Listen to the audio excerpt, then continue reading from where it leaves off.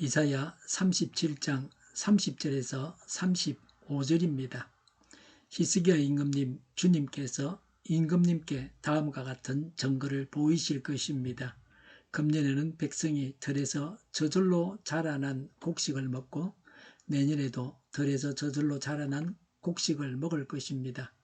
그러나 그 다음 해에는 백성이 씨를 뿌리고 곡식을 거둘 것이며 포도밭을 가꾸어서 그 열매를 먹을 것입니다. 유다 사람들 가운데서 난을 피하여 살아남은 사람들이 다시 땅 아래로 깊이 뿌리를 내리고 위로 열매를 맺을 것입니다. 남은 사람들이 예루살렘에서부터 나오고 환난을 피한 사람들이 시온 산에서 나올 것이다. 만군의 주님께서 정절을 가지고서 이 일을 이루실 것입니다.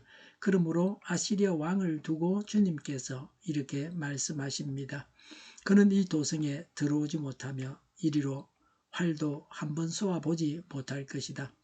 방패를 앞세워 접근하지도 못하며 성을 공격할 토성을 쌓지도 못할 것이다. 그는 왔던 길로 되돌아갈 것이고 이 도성 안으로는 절대로 들어오지 못한다. 이것은 나 주의 말이다. 나는 나의 명성을 지키려 하였으라도 이 도성을 보호하고 나의 종 다윗을 보아서라도 이 도성을 구원하겠다. 아멘. 우리의 삶 속에는 도저히 우리의 힘으로 해결할 수 없을 것 같은 거대한 장벽이 찾아올 때가 있습니다.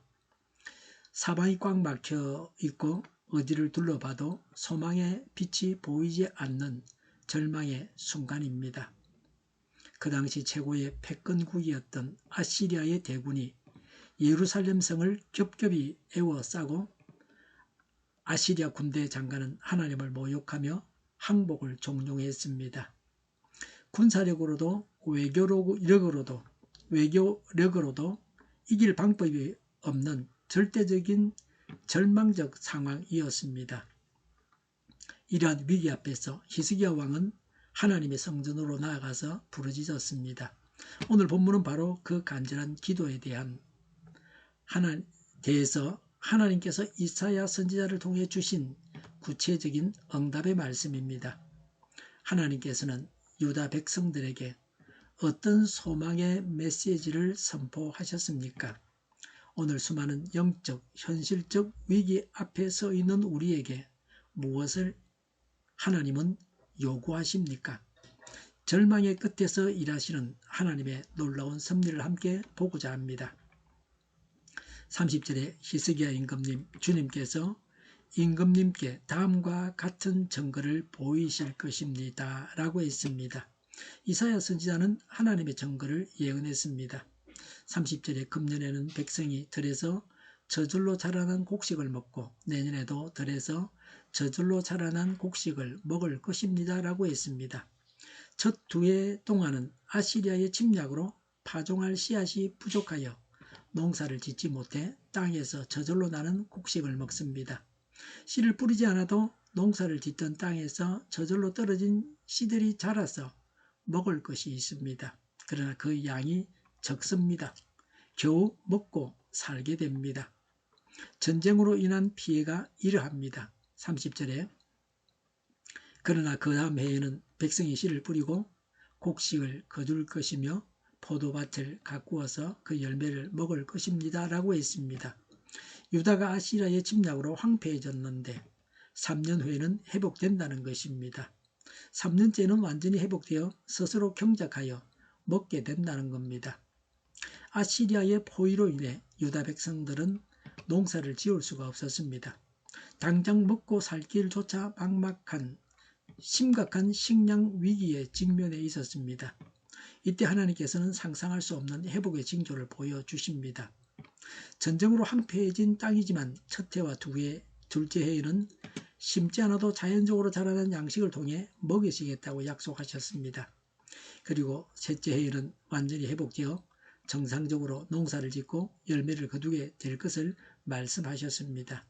이는 단순한 식량 공급의 약속을 넘어서 아시리아의 위협이 완전히 사라지고 진정한 평화가 찾아온다는 확실한 보증이었습니다. 하나님께서는 우리의 무너진 환경과 일상을 반드시 회복시켜 주십니다. 전쟁이 끝이 나고 평화가 옵니다. 그들이 원하는 대로 평화가 왔습니다. 곧 회복되어진다는 이런 응답을 우리 모두가 하나님으로부터 받기를 바랍니다. 유다의 회복 예언입니다. 33절에 그러므로 아시리아 왕을 두고 주님께서 이렇게 말씀하십니다.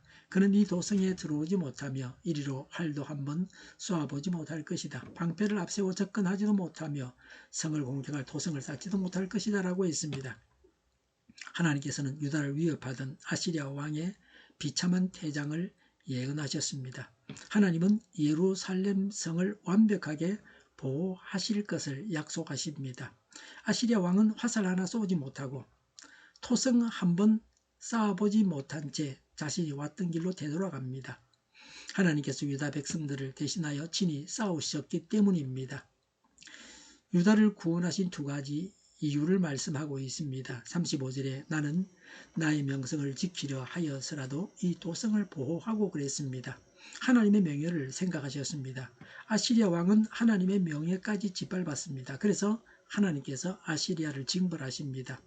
두 번째는 35절에 나의 종 다윗을 보아서라도 이 도성을 구원하겠다고 하셨습니다.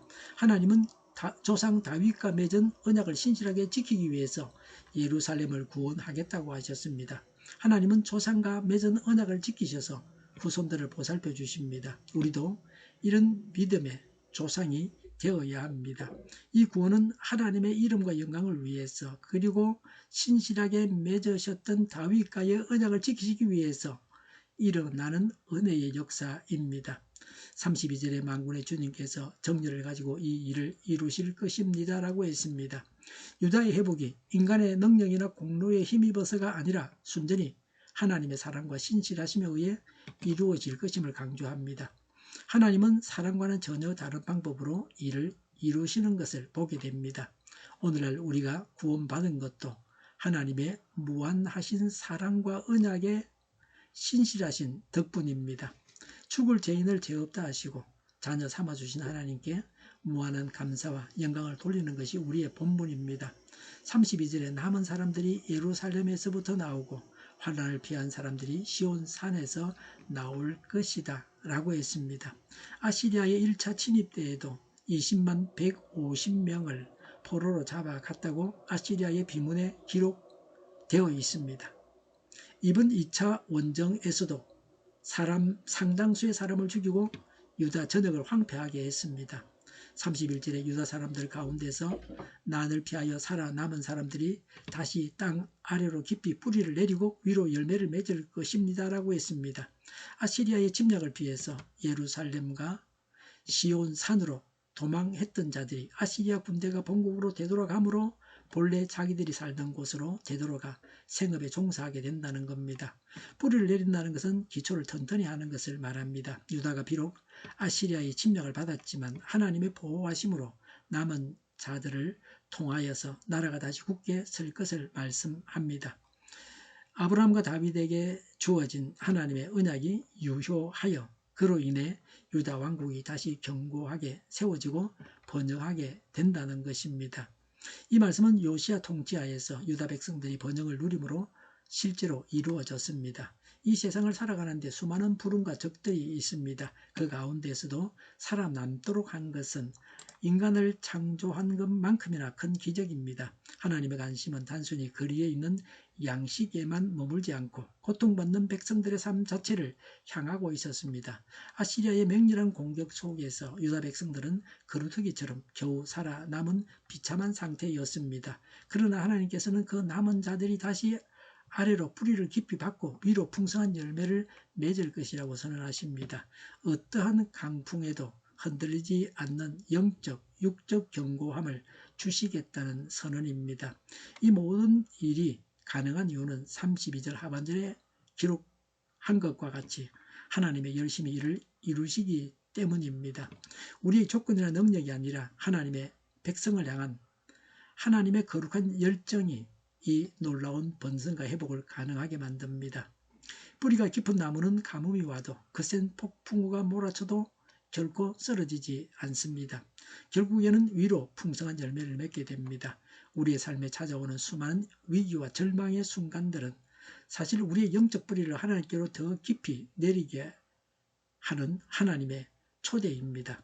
세상의 힘이나 환경을 의지하던 시선을 거두고 오직 신실하신 하나님의 말씀과 은혜 안에 우리의 믿음의 뿌리를 깊이 박아야 합니다. 그럴 때 하나님의 열심히 우리를 대신하여 싸우십니다. 우리의 일상을 회복시키십니다. 마침내 풍성한 생명의 열매를 맺게 하십니다. 어떠한 상황 속에서도 흔들리지 않고 오직 하나님께만 깊이 뿌리를 내려 하나님의 구원과 승리를 경험하는 복된 삶이 되시기를 간절히 바랍니다. 하나님께서 믿는 자들을 구원하셔서 회복시켜 주십니다. 기도하겠습니다. 도저히 감당할 수 없는 인생의 큰 위기와 절망 앞에서도 낙심하지 않고 오직 하나님을 바라볼 수 있는 믿음을 주시니 감사합니다.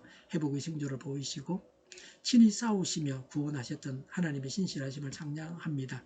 우리의 연약함을 고백합니다. 우리의 시선이 두려운 환경이 아니라 일상을 회복시키시는 하나님만을 향하여 하나님만을 향하게 하여 주시옵소서. 세상의 어떤 것에 마음을 두지 않게 하시고 오직 하나님의 말씀과 은혜 안에 우리의 영적 뿌리를 깊이 박아 내리게 하여 주시옵소서. 그리하여 어떠한 시련 속에서도 흔들리지 않고 하나님의 열심히 이루시는 풍성한 생명의 열매를 맺으며 삶의 모든 순간마다 일하시고 보호하시는 하나님의 구원의 손길을 경험하게 하여 주시옵소서. 하나님의 구원과 회복을 늘 경험하며 살게 하옵소서. 온 세상의 교회 탄압법이 없어지게 하여 주시옵소서. 저희를 불쌍히 여겨 주옵소서. 저희를 악에서 구하옵소서. 하나님의 뜻이 이 땅에서도 이루어지게 하옵소서. 저희의 간구에 응답하여 주옵소서. 기도하기를 쉬지 않게 하옵소서. 저희의 필요를 채워 주시옵소서. 오늘도 차고 넘치는 복된 삶을 살게 하옵소서. 감사와 찬양을 하나님께 돌려드리며 우리를 위해 친히 싸우시며 승리를 주시는 구주 예수님의 이름으로 기도드립니다. 아멘.